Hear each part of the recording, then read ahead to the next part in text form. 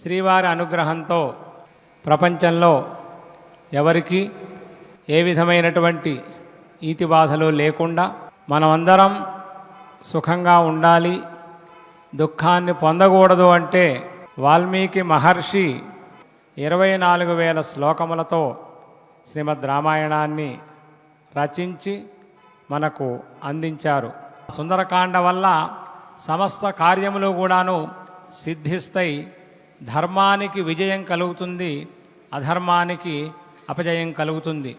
ఉభయ తెలుగు రాష్ట్రాలనే కాదు, భారతదేశమే కాదు, ప్రపంచంలో ఎక్కడైనా ప్రజలందరూ కూడా సుఖశాంతులతో ఉండాలి. అదే రామరాజ్యం యొక్క స్వరూపం. అటువంటి ఫలితాలన్నీ కూడా సిద్ధించాలి అని తిరుమల తిరుపతి దేవస్థానములు 16 రోజుల దీక్షతో సుందరకాండ మహామంత్ర పారాయణ అనే కార్యక్రమాన్ని ప్రారంభిస్తున్నాం. హైందవ ధర్మస్య పరిరక్షణార్థం భారతవర్షస్య అభివృద్ధౌ నిమగ్నానాం సర్వేషాం సకుటుంబానాం